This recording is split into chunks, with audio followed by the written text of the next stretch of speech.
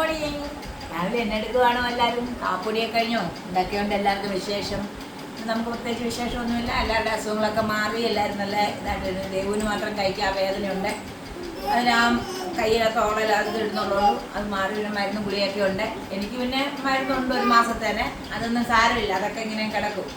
പിന്നെ കേശുകുഞ്ഞിനും കുഴപ്പമൊന്നുമില്ല. കേശുകുഞ്ഞിന് ചെറിയൊരു പനി. അവൻ്റെ അച്ഛനും കുഴപ്പമൊന്നുമില്ല.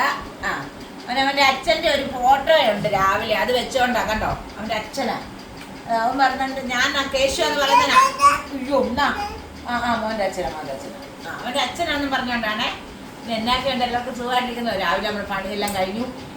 ഇന്ന് ഉച്ചക്കത്തെ ഞങ്ങളിന്ന് ദേവുവിൻ്റെ ഒരു ചോറും പാത്രത്തിൻ്റെ ആണ്.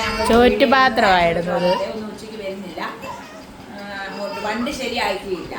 പിന്നെ 2 നേരം മോൻ പോയി കൊണ്ടുവരാൻ പറ്റത്തില്ലല്ലോ. ഓ എന്നാ ഏതേ ഓ അവിടെ അപ്പൂപ്പ, അച്ഛ, അമ്മ, അച്ഛമ്മ, കുച്ചിച്ച ഇത് പറഞ്ഞുകൊണ്ടിരിക്കണം എപ്പോഴും അവനോട്. അവനൊരു ഫോട്ടോ അവിടെ വെച്ചിട്ടുണ്ട്, അതിനാണെങ്കിൽ വെക്കുന്നത്. ഈ രാവിലെ ഞാൻ കപ്പ വേവിച്ചു. ഇതുണ്ടോ, എനിക്ക് കപ്പ വേവിച്ച് കഴിക്കാൻ വയ്യ, എങ്കിലും എൻ്റെ മക്കൾക്ക് ഉണ്ടാക്കി കൊടുക്കാതിരിക്കാൻ പറ്റുമോ? മീൻ ഇന്നലെ കറി വെച്ചിട്ടുണ്ടായിരുന്നു.